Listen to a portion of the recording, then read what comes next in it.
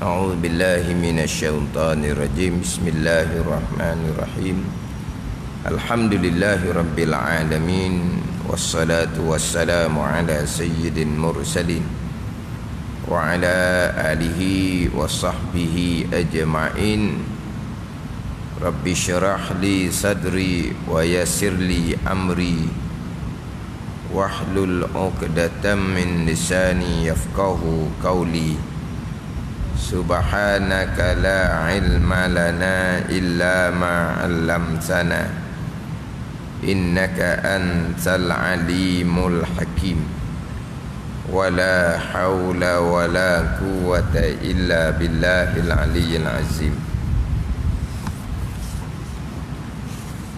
Kitab Fathul Mu'in muka surat 68, petok yang kelima daripada atas. Petok yang kelima daripada atas. Qala al-muallifu rahimahullahu ta'ala wa nafa'ana bi'ulumihi amin. Wadalkun lima tasiluhu yaduhu min badanihi khilafan khurujan min khilafi man aujabah. Ditulis tu nombor 7. Sunat mandi wajib yang ke-7. Sunnah, mana sunat? Sunnatung tu bahasa Arab, kitanya sunat. Jadi sunnah tu sunnatun, wajibun, sunnatun, kemudian mubahun, kemudian haramun, makruhun, sunnatun. Jadi bila terjemah dengan sunat ni kita keliru. Wajibun bahasa Arab, bahasa Melayu wajib. Makruhun bahasa Arab, bahasa Melayu makruh. Haramun bahasa Arab, bahasa Melayu haram. Sunnatun bahasa Arab, bahasa Melayu sunat. Jadi apa beza sunnatun dengan sunat? Sunnatun bahasa Arab, sunat bahasa Melayu. Mubahun harus, baru lain. Jadi sunnah ini sunat. Menggosok bahagian badan yang biasa, yang bisa, yang boleh dijamah oleh tangannya sebagai langkah menyingkiri perselisihan pihak yang mewajibkannya. Ini sambungan perkara yang disunatkan ketika mandi wajib. Jadi ketika mandi wajib disunatkan gosok bahagian badan yang bisa, yang boleh dijamah oleh tangannya, bahagian badan yang sampai oleh tangan. Sunat gosok ketika mandi wajib kepada anggota badan yang sapa tangan. Sebab ada anggota badan yang tak sapa tangan, belakang lah contohnya. Jadi faham di sini. Jadi gosok di sebelah belakang tu tak sunat. Dok, gosok di sebelah belakang pun hukumnya adalah sunat. Walaupun kita gosok tu contohnya kita menggunakan kain basahan contohnya. Maknanya masa kita berdiri berapa jam, kita ambil kain basahan, kita pun gosok sebelah belakang kita. Jadi faham di sini sunat gosok bagi tempat yang sapa oleh tangan.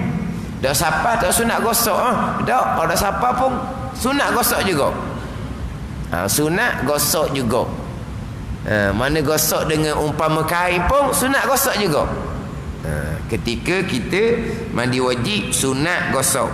Sunat gosok ni sebagai langkah menyingkiri perselisihan dengan pihak yang mewajibkan. Mana khurujan, kerana keluar min khilafi man aujabah, daripada khilaf ulama yang mewajibkan. Ulama mana yang mewajibkan gosok ketika mandi wajib, iaitu mazhab Maliki. Tapi mazhab Maliki ni gosok tu wajib sekalian badan. Hak tak sapa tangan kiralah macam mana pun. Ada ni.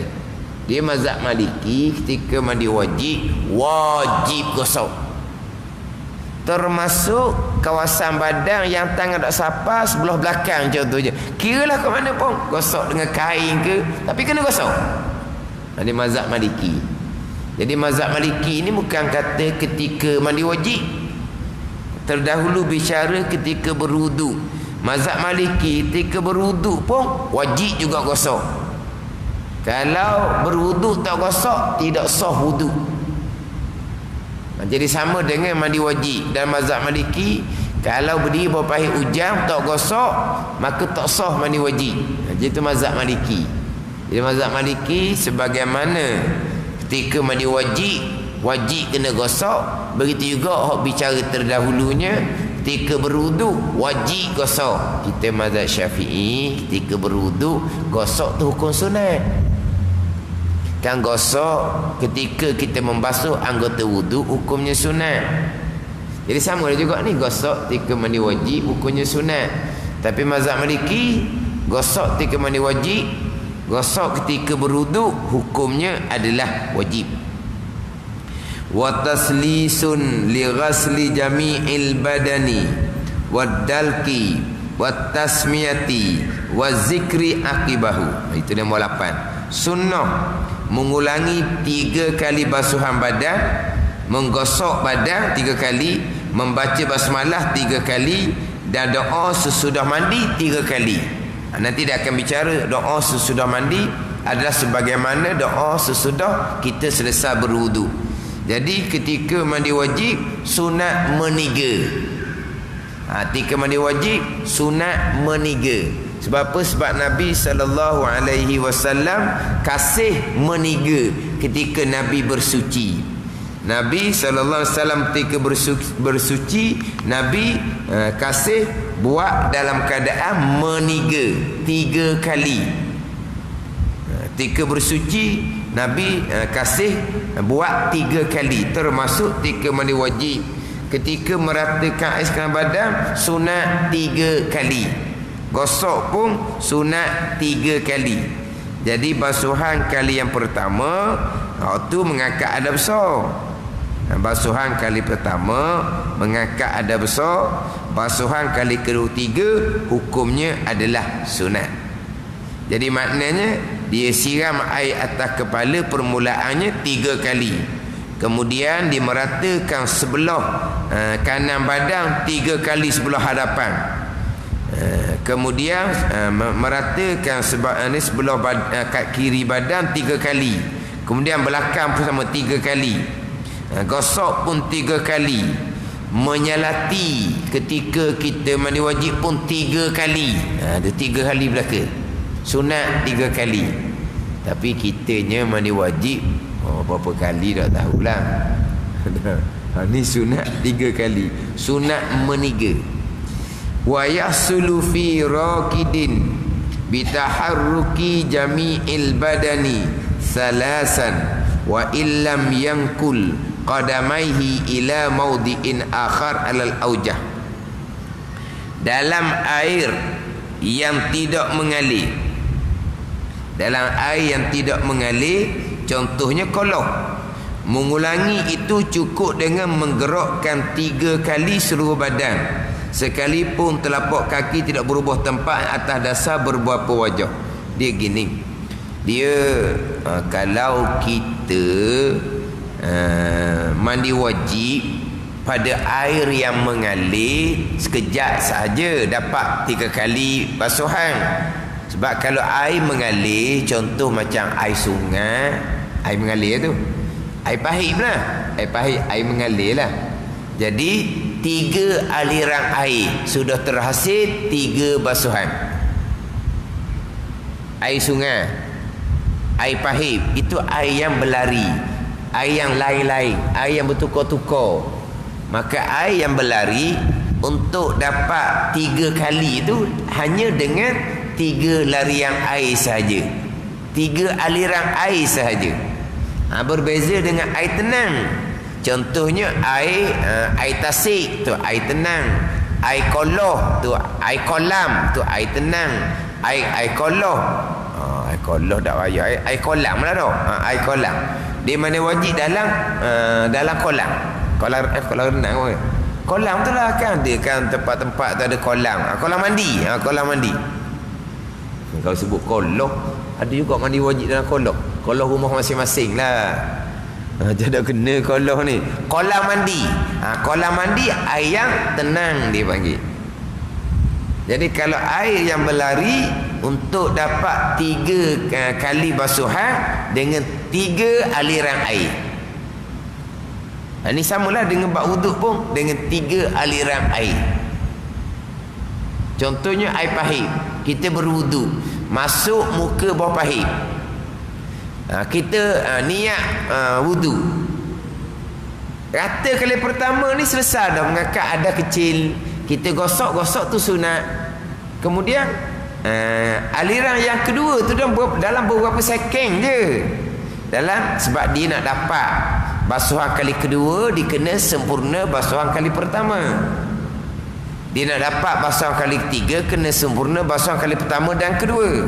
Sebab tu kalau berwudu ataupun mandi wajib sama, tiba-tiba ada di anggota wudu, anggota mandi wajib ada getah contohnya, berarti basuhan kali pertama belum dapat, maka tak ada lagi basuhan kali kedua ketiga. Walaupun dia berwuduk tu basuh berapa kali pun, walaupun ketika mandi wajib itu dia duduk bawah pahit tu lama mana tu duduk siram air berpuluh-puluh kali air tau, tapi masih lagi belum dapat basuhan sunat kali yang kedua, belum dapat basuhan sunat ketiga. Sebab apa? Sebab basuhan wajib kali pertama tak dapat lagi sebab ada benda yang menghalang air. Kalau kita contoh bak wuduk kau, di tangan dia ada getah, di tangan dia ada sisi.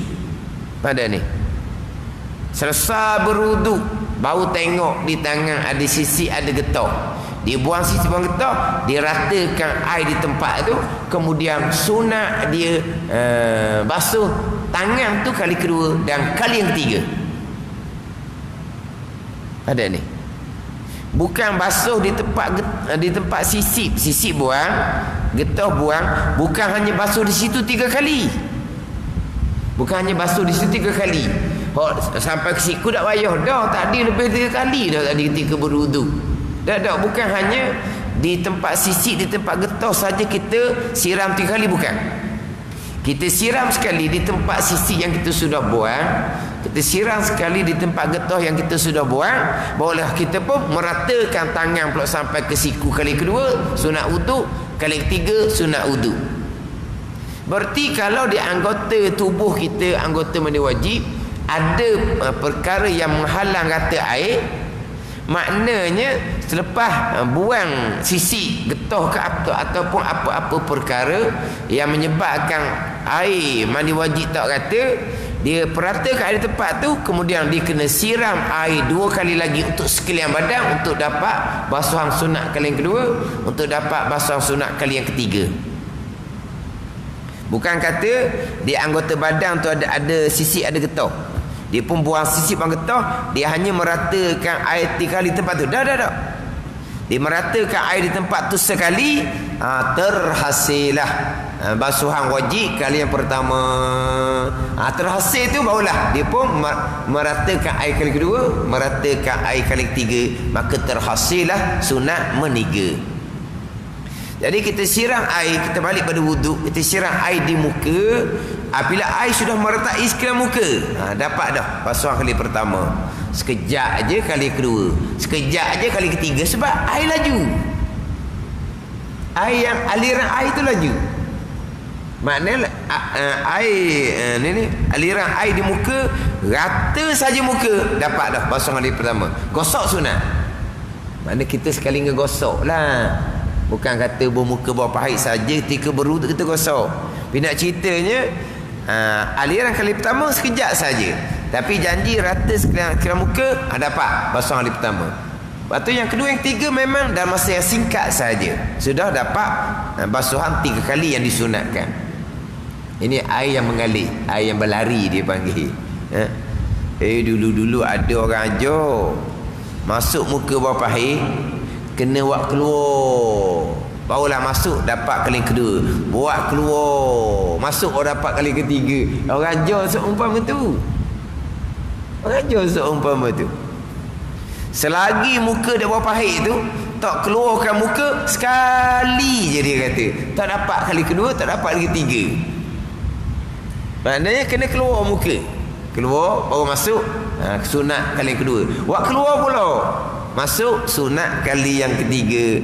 Mana kalau mandi wajib dia berpahit ujang tu, kena wak keluar lagi dia berpahit ujang tubuh tu. Lepas tu masuk semula untuk rataan kali yang kedua sunat. Wak keluar balik. Dah. Sekejap je. Kalau mandi dia berpahit ujang, sekejap saja dapat meniga. Tapi untuk dapat basuhan kali pertama rata sekalian. Kita duduk sirang dengan air pahit ujang tu lama dah. Tapi kita belum mencangkung untuk meratakan air dah halaqah dubur. Maknanya belum dapat lagi basuhan kali pertama. Kali kedua, ketiga lagilah dah dapat. Tapi masa kita beri pahit ujang tu lama dah. Tapi kita belum merata lagi dah halaqah dubur sebab kita belum mencangkung. Kemudian baru kita mencangkung, rata air di halaqah dubur, rata sekalian badan, barulah dapat basuhan kali pertama. Walaupun tadi diberi pahit ujang, walaupun lama sekalipun, selagi tak rata sekalian, tak dapat basuhan kali pertama. Sebab nak dapat basuhan kali pertama, rata sekalian anggota mandi wajib. Barulah kali yang kedua, barulah kali yang ketiga. Tapi sekejap je lah nak kira. Kalau air yang berlari, contohnya air pahit ujang ataupun mandi sungai. Ni hak tak menyelam lah sungai ni. Begitu juga ketika basuh muka dalam sungai, hak tak menyelam. Masuk muka dalam sungai, kena buat keluar. Masuk semula kali kedua, buat keluar. Masuk semula, baru dapat kali ketiga, dia kata. Jadi di Islam muka buat dalam sungai, dia bukan berwuduk secara tertib, secara automatik tu tidak. Dia tidak selam sekalian. Dia basuh muka macam biasa, dia berwuduk macam biasa. Dia pun selam muka dalam air sungai. Selagi dia tak angkat muka, dia masih lagi belum dapat kali pertama. Angkat muka kali pertama, selam balik, dapat basuhan kali kedua. Angkat muka, selam balik, baru dapat basuhan kali ketiga. Ada orang ajar seumpama tu. Air berlari sekejap sahaja dengan 3 kali aliran air. Kita ni cerita macam mana dengan air tenang. Macam air kolam mandi, air tenang. Macam mana nak dapat 3 kali? Nak dapat 3 kali ni dengan gerakkan sekalian badan 3 kali, walaupun tapak kaki berada di tempat yang sama. Walaupun tapak kakinya tidak bergerak, sudah dapat 3 kali aliran air. Sebab kalau dia masuk dalam kolam mandi, dia niat mandi wajib, dia tidak bergerak, air yang berada di tubuh dia air yang sama. Sebab air yang tenang. Air yang tenang, sini kata di dalam air yang tidak mengalir. Fi raqidin, mana pada air yang tenang. Jari, air yang berlari. Raqid, air yang tenang. Sini dia cuma dengan di dalam air yang tidak mengalir, air tenanglah. Macam kita kata kolam mandi tadi. Tapi dia gerak saja tubuh dia, dapat kali kedua, dia gerak dapat kali yang ketiga. Kalau dia tak gerak tubuh dia, dia beri tempat yang sama, tapak kaki tidak bergerak, tubuh pun tidak bergerak, tetapi dia gosok. Bila dia gosok tubuh dia, air sudah bertukar-tukar. Dapat basuhan kali kedua, dapat basuhan kali ketiga. Pada ni sama juga dengan bicara bab wudu. Kita masuk tangan kita lepas kita basuh muka. Kita basuh muka biasanya kita basuh mana? Bukan kita selam muka dalam kolah tau. Ada selam muka dalam kolah. Lepas tu lama pula niat tak masuk. Lama-lama bobok dalam tu. Orang tengok geli. Dia selam muka dalam kolah, lama niat tak dapat. Bila napas habis bobok air. Orang tengok tak senang gitu. Ada. Jadi biasanya kalau basuh muka dia ambil air kolah gitu je. Dia kalau basuh muka ambil air kolah tu itu hanya basuhan kali yang pertama. Hanya dapat basuhan kali yang pertama. Sebab air yang sama tak ada air lain. Air pahit dia air bertukar-tukar. Sekarang ni kita ambil air kolok, kita pun basuh muka.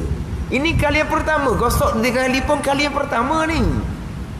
Ambil pula ni cekok kali kedua, barulah basuh muka kali kedua. Ambil pula cekok kali ketiga, barulah basuhan kali yang ketiga. Itu biasanya kalau kita menggunakan air kolok, kita basuh muka, kita bukan selam muka dalam kolok. Hak biasa selam dalam kolok adalah tangan. Tangan kita biasa selam dalam kolok. Bila kita masuk tangan kita dalam kolok, kita diamkan tangan kita, kita hanya dapat basuhan kali pertama. Basuhan kali kedua tak dapat. Sebab air yang sama berada di tangan kita. Nak dapat basuhan kali kedua, kita pun gerak tangan kita ke kanan kiri ke, kali yang kedua. Kita gerak balik tempat asal, kali yang ketiga. Sebab apa? Sebab air sudah bertukar-tukar. Dengan gerakkan tangan tu. Tapi kalau tangan tu tidak digerakkan, air kolok, air yang tenang, mana air yang sama yang berada di anggota wuduk kita, maka tidak akan dapat kali kedua ketiga. Ataupun kita tidak gerakkan tangan, tetapi kita gosok.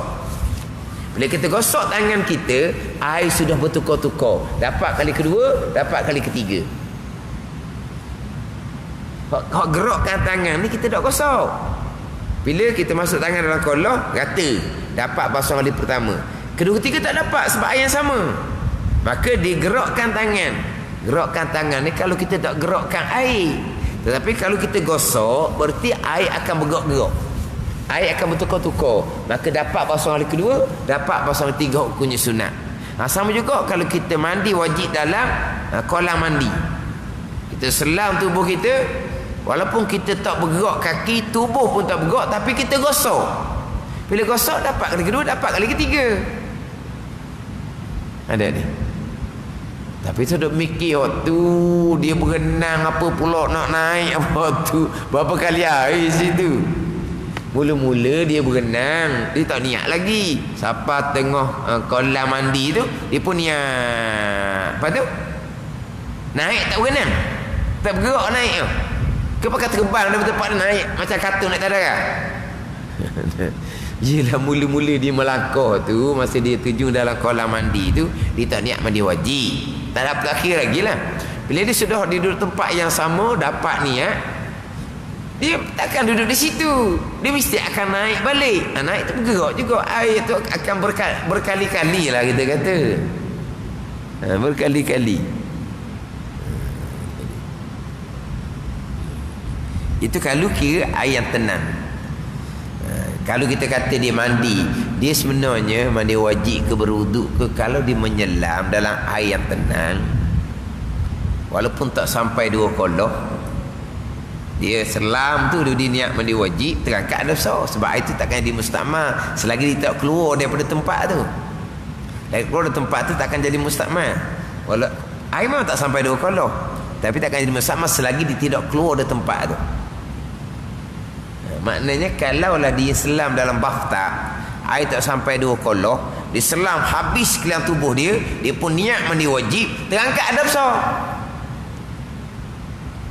Air tak jadi mustakmal lagi, dia keluar dari air tu bola air jadi mustakmal. Tapi kalau dia air bathtub, kalau dia selang separuh tubuh sahaja, dia niat mengangkat adab besar, terangkat adab besar di anggota tubuh yang kena air, hak tubuh yang belum kena air tak boleh, dia akan jadi mustakmal. Dia gitu. Dia kalau bathtub tak sampai 2 kolok tau. Bathtub tak sampai 2 kolok. Dia penuhkan air, dia selam, dia niat mandi wajib. Lepas tu dia bangun, barulah air tu jadi mustakmal. Tapi hidup dalam air tu macam mana nak dapat kali kedua ketiga? Kena gerakkan tubuh ataupun gosok, gerakkan air. Gerakkan tubuh atau kalau tak gosok ataupun gosok, apabila gosok dia akan gerakkan air. Sama dengan bicara bab wuduk. Bicara bab wuduk sama. Kalau diselam tangan dalam kolok, dia kena gerakkan tangan untuk dapat basuh kali kedua, kali ketiga. Tapi kalau tak gerakkan tangan, gosok tangan tu dengan bahu, air akan bergerak-gerak, maka dapat basuhan kedua ketiga. Kan biasa kita masuk tangan dalam kolok, kan tangan tu tak bergerak, tapi kita gosok. Kita masuk tangan dalam kolor, memang tangan kita nak buat gini tangan kita. Tapi kita akan gosok tangan. Maka air itu sudah bertukar-tukar. Maka dapat pasangan kedua dan kali yang ketiga. Ini bicara air yang tenang. Bukan air pahit, air hujan, bukan air sungai. Air pahit hujan, air sungai, air yang berlari. 3 aliran air dapat dah meniga. Jadi mana kalau berdiri bawah air hujan tu untuk dapat sunat meniga sekejap sahaja. Rata kali yang pertama sekalian badan, terangkat ada besar, selesai basuhan wajib kali yang pertama, dapatlah kali kedua yang sunat. Kena sempurna kali yang kedua tu. Pandai ni. Baru dapat kali yang ketiga. Baru dapat kali yang ketiga.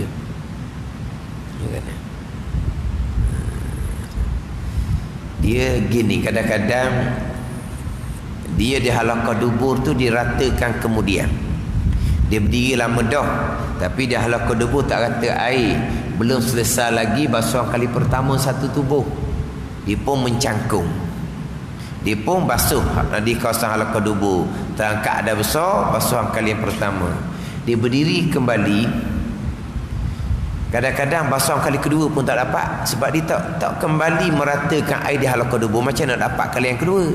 Nak dapat kali kedua ni kena rata pula tubuh dengan sekalian badan dengan air kali kedua. Baru dapat pindah pada kali yang ketiga. Tapi dia hanya meratakan di halaqah dubur sekali. Tapi kalau di halaqah dubur tu dia rata berulang kali. Dia rata berulang kali. Walaupun dia rata berulang kali, yang ada hanyalah basuhan kali kedua. Sekarang dia meratakan tubuh dia. Walaupun beberapa kali sekalipun, basuhan kali pertama pun belum dapat. Sebab di halaqah dubur dia belum meratakan air dengan mencangkung. Dia pun mencangkung. Dia pun ratakan air di halaqah dubur. Dapat basuhan wajib kali yang pertama.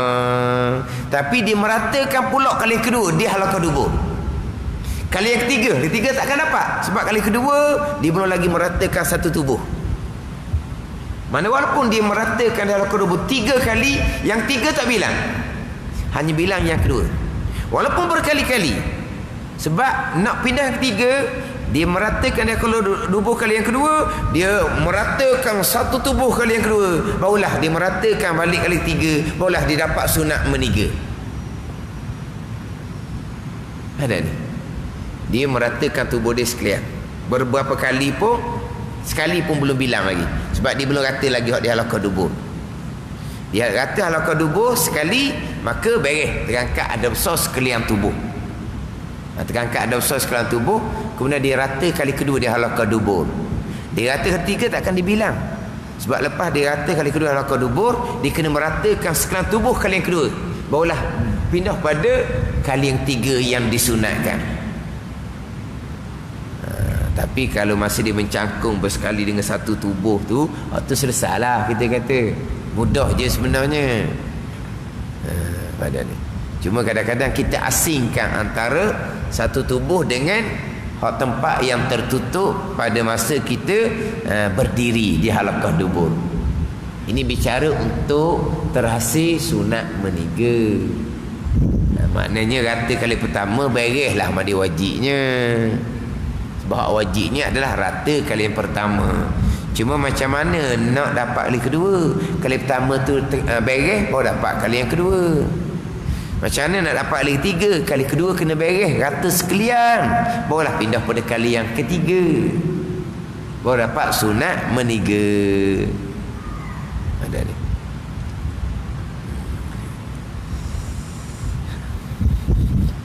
Jadi bab sunat meniga ni, air yang tenang, air yang mengalir, sama dengan persoalan meniga ketika mandi, ketika kita berwuduk, sama saja. Ketika mandi wajib untuk dapat meniga, untuk berwuduk, untuk dapat sunat meniga, air yang tenang macam mana, air yang berlarinya macam mana, sama sahaja. Mana kalau kita menggunakan air pahit tu sahlah meniga, lebih daripada meniga kitanya. Cuma kena ingatlah, kalau kita berwuduk tu air wakaf, hanya dibenarkan setakat meniga. Ada ni. hanya dibenarkan setakat meniga untuk berwudu. Lebih dari 3 kali hukumnya haram kalau air wakaf. Pandai ni. Kena jagalah. Walaupun air kolong. Cuma air kolong ni khilaf ulama lah. Sebab kalau kita basuh muka kita berkali-kali dalam kolong, 4 kali, 5 kali, air kolong ni air yang tak ke mana dah, daripada muka turun ke kolong, jadi airnya tidak dia panggil tidak itlaf, dia tidak luput lah air tu. Sebab kita basuh muka kali ke-4, ke-5 pun air ke mana? Air ke kolong kan? Tapi pandangan muktamad haram juga walaupun air kolong. Sebab kali ke-4, ke-5 tetap ada air yang terlekat di muka kita. Macam mak gitu no, kalau air wakaf.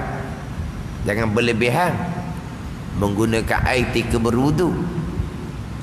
Tetapi kalau kita lepas daripada meratakan muka 3 kali, kita masih lagi guna air kolong, air pahit ke untuk basuh muka untuk menghilangkan panas. Menghilangkan panas tak apa, sebab itu bukan wudu.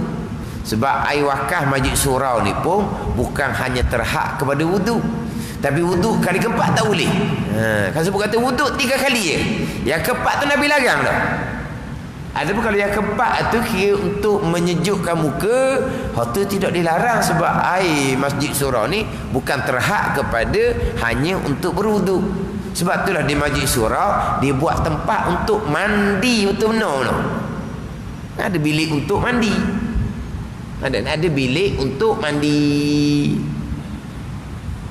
Dan apa tu? Mana masjid membenarkan air digunakan untuk mandi. Lepas tu ada orang tanya pula, kalau basuh kereta, ada ke masjid buat tempat ni? Ni tempat naik tinggi tu untuk basuh kereta ada? Tak ada. Untuk basuh kereta tak ada. Untuk mandi ada. Untuk mandi ada. Sebab tu dia buat bilik tempat mandi. Maknanya di masjid ni kita boleh gunakan air untuk istinja.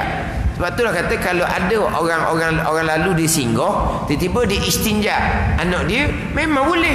Sebab tu di masjid pun ada tandas. Di soal pula dia kata bukan istinja dalam tandas, istinja pahit sebab anak kecil je. Sama je lah. Kalau istinja dalam tandas, masjid beri dia kata guna air tandas. Air tandas ke air wuduk ke air sama je ke air lain-lain. Air wuduk air bersih, air tandas air yang tidak ditapik ke macam mana? Sama je. Dia bersoal, dia kata orang berti orang musafir, dia istinja anak dia di pahit, biasa pahit luar tu lah, budak kecil tak ada masuk dalam tandas. Boleh ke tak? Boleh lah, sebab masjid tidak melarang. Buktinya masjid ada tandas. Tapi dia kata bukan dalam tandas, di pahit luar. Samalah. Tapi kenapa wuduk kali ke-4 tak boleh? Hak tu wuduk tak boleh, memang 3 kali saja. Yang ke-4 Nabi larang. Apa ada ni? Jadi kalau tengok kali ke-4 wuduk tak boleh. Kita kali ke-4 basuh muka niat untuk menghilangkan panas boleh, dia lain. Untuk wuduk kali ke-4 memang dilarang, dimakruhkan. Pak Nabi kata faqad asaa wa zalama, jahat dan zalim. Nabi kata kalau lebih dari 3 kali ataupun mengurangi 3 kali, Nabi kata faqad asaa wa zalama, jahat dan zalim. Kali ke-4 tak boleh.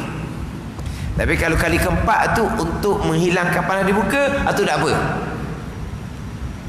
Gitu. Itu berkait dengan air wakaf lah. Kalau air kita sendiri, itu hanya makruh juga. Kali yang ke-4 kali ke-5 tu dengan niat wudu, bukan niat untuk menghilangkan panas contohnya. Atau berkaitan dengan sunat meniga. Wastiqbalun lil qiblah wa muwalat wa tarku takallumin bila hajatin wa tamshifin bila hajatin. Kesembilan, sunnah menghadap kiblat, sambung menyambung, tidak berbicara yang tidak perlu, tidak menyeka mana melap air tanpa ada uzur. Itu ni nombor 9. Dari situ ada berapa sunat tu? Menghadap kiblat sunat lain, muallaq sunat lain, tidak berkata-kata sunat lain, tidak lap sunat lain. Kalau kisah banyak sunat situ tu, tapi dia letak nombor 9. Sunat ketika mandi wajib menghadap kiblat. Dia bab menghadap kiblat ni, ibadah kita sunat menghadap kiblat belakang. Mandi wajib ke, wudu ke, baca Quran ke, berzikir ke, memang sunat menghadap kiblat. Kita nak baca Quran, menghadap kiblat. Nak berzikir, menghadap kiblat. Berwirid lepas sembahyang, memang menghadap kiblat, melainkan untuk imam je. Ni masih wirid di sandar di ni tepi, dia tak menghadap kiblat. Sunat menghadap kiblat. Yang tidak menghadap kiblat hanyalah tu imam sahaja. Ketika berwirid berdoa, menghadap ke kanan mazhab Syafi'i, menghadap ke makmum mazhab Hambali. Tapi tu imam tidak berpaling ke kanan, dia kerah ke kiblat. Sebab itulah menghadap kiblat ketika berwirid berdoa, melainkan imam sunat berpaling ke kanan, sisi kanan tu imam kepada makmum. Menghadap direct kepada makmum, mana kita pusing ke makmum, itu disunatkan dalam mazhab Hambali. Jadi tu imam tu lain sikit. Hak lain tu kau sebut kata ibadah menghadap kiblat. Orang kita ni kadang-kadang baca Quran, dia ikut suka je. Kalau baca Quran atas jadah, dia ngadap kiblat. Tapi orang ni kadang tak baca Quran atas jadah, dia lengah, dia pergi naik duduk atas kursi. Tapi duduk atas kursi dia ngadap kiblat ke tak? Dia ikut kursi je. Kursi sofa, kursi apa kan. Jadi nak duduk atas latar lama-lama, dia tak boleh. Dia berasa lengah ke apa ke, dia pun pergi duduk atas kursi untuk baca Quran, untuk berwirid, untuk berzikir. Tapi menghadap kiblat ke tak? Dia ikut kursi. Hilang satu perkara sunat. Jadi benda ibadah ni memang sunat menghadap kiblat. Termasuk ketika mandi wajib, termasuk ketika berwudu, sunat menghadap kiblat. Kalau tak tahu kiblat di mana, sunat cari kiblat dulu. Barulah mandi wajib, barulah berwudu. Rumah orang ni kiblat tak tahu ke mana, kita kena tanya kiblat dulu. Untuk mandi wajib, untuk berwudu, sunat cari arah kiblat dahulu sebelum mandi, cari kiblat dulu sebelum kita berwudu. Kalau contoh sebelum berwudu, kita nak bila air, tanya tuan rumah, kiblat ke mana? Kiblat tak apalah, saya bubuhlah sejadah nanti. Tu masa semayang, ni saya nak ambil semayang, ni kiblat ke mana? Jadi dia keliru tau. Sekarang dia nak ambil semayang, dia tanya kiblat ke mana. Tanya kiblat ke mana lepas ambil semayang. Siapa tanya nak semayang, tanyalah kiblatnya arah mana. Air semayang tak ambil lagi, tanya dah kiblat arah mana. Dia pun kata tak apalah, nanti saya ubus jadah, menghadap kiblat. Tak, ni sekarang ni sebelum kita berwuduk ni, sunat kita cari arah kiblat dahulu. Sebelum kita mandi wajib, kalau tak tahu kiblat arah mana, sunat cari arah kiblat terlebih dahulu, baru kita mandi wajib. Kalau mandi wajib sungai, kiblat. Kalau sungai, kau dekat rumah tu tahulah kiblat tau. Kalau sungai dalam hutan, bawa kompas dah. Kalau rumah tepi sungai, tahulah kiblat. Tapi kalau sungai jauh, kena kira dululah, kena ijtihad dahulu. Kiblatnya arah mana, barulah kita mandi. Jadi kalau kita mandi bawah payung hujan, kita bukan menghadap dinding, kita menghadap kiblat. Kan kita menghadap dinding tu kan, payung hujan ada dinding. Kalau kiblatnya ke kanan, kita pusingkan tubuh kita masa berdiri tu ke kanan. Kena kiblat, bukan hadap dinding. Perkara sunat sahaja, bukan wajib. Tetapi buat pun mudah sahaja, bukan susah. Sunat je betul, tapi mudah je. Ke payah? Masa mandi wajib, kita hadap kiblat. Rumah kita memang kita tahu kiblat arah mana, Jangan hadap ke dinding. Bunyi kata sunat kok, sunat je ditinggal. Walau mudah je, pahala. Jangan. Kita ni perkara-perkara sunat sekalipun, kalau kita bermudah-mudah sampai di mahsyar, kita akan menyesal. Ada ni. Itu dikata terseksa tu, menyesal. Kenapalah sunat mudah je buat, kenapa tinggal? Sebab apa? Nilai pahala tu, nilai pahala. Pahala dosa ada lagi ni. Pahala pula kena bayar kepada orang yang kita ada dosa dengan Adam. Oi, pahala ni bernilai. Sebab pada masa hisab tu, kalau kita daripada muda buat kerja berhadapan orang ramai, banyak kita buat salah dengan anak Adam, banyak mana pahala kita yang kita kena bayar kepada anak Adam yang kita buat salah daripada masa-masa kita muda dahulu. Banyak mana. Jadi walaupun perkara sunat, pahala cukup mahal, cukup bernilai di pada masyarakat. Ada ni. Okey, kalau kata orang minta pahala satu sekalipun, takkan orang beri. Takkan orang beri. Melainkan kita terpaksa kena beri kerana kita ada salah dengan dia. Tu je lah. Ada ni. Jadi perkara sunat sekalipun jangan buat mudah-mudah. Sebab apa? Sebab hak sunat tu pula mudah je kita buat, menghadap kiblat tu sahaja, bukannya payah.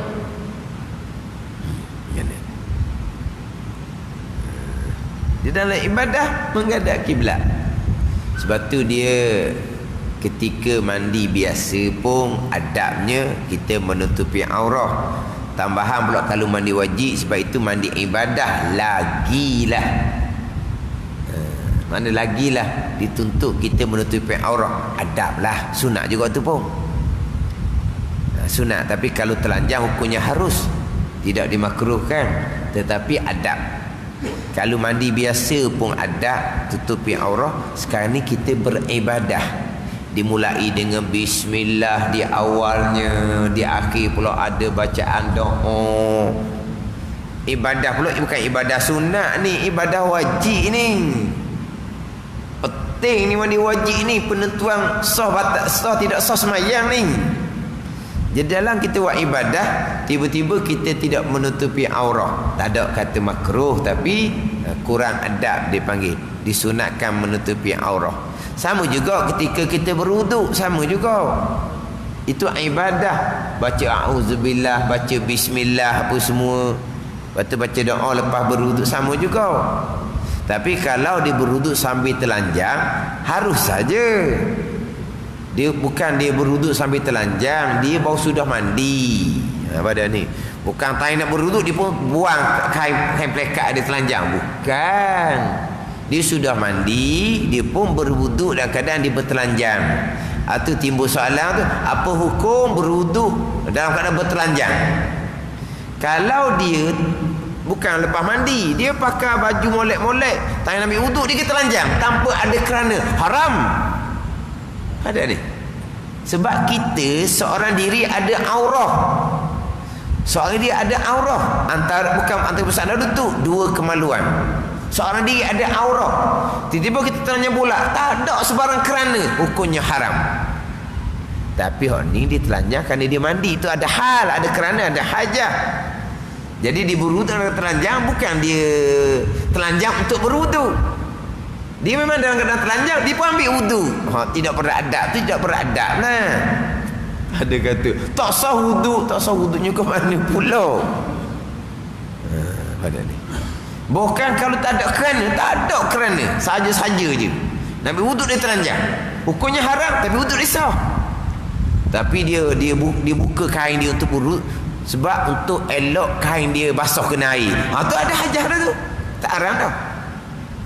Tapi sebut kata ketika beribadah, wajib beribadah, berwuduk beribadah. Bila beribadah ni kena sopan lah. Tu je lah adab dia panggil. Kena sopan. Sebab kita beribadah dimulai dengan bismillah, alhamdulillah, akhirnya dengan dua kalimah syahadah pula di akhirnya. Akhir mandi wajib, akhir wuduk pun sama, baca doa pula. Ada ni. Kemudian dalam keadaan menghadap kiblat pula ni. Itu panggil betul adab.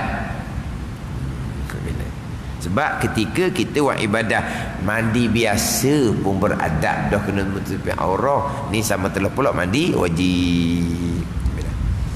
Kita berhenti, sambung menyambung. Wa muwalat. Muwalat ketika mandi wajib hukumnya adalah sunat. Wallahu a'lam. Bismillahirrahmanirrahim. Alhamdulillahirabbil alamin, wassalatu wassalamu ala sayyidil mursalin wa ala alihi wa sahbihi ajma'in. Allahumma iftah alaina futuhal arifin.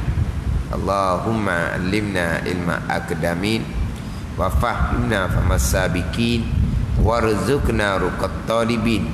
Allahumma zidna ilman wa alhiqna bis salihin. Wa sallallahu ala sayyidina Muhammad wa ala alihi wa sahbihi wa sallam. Walhamdulillah.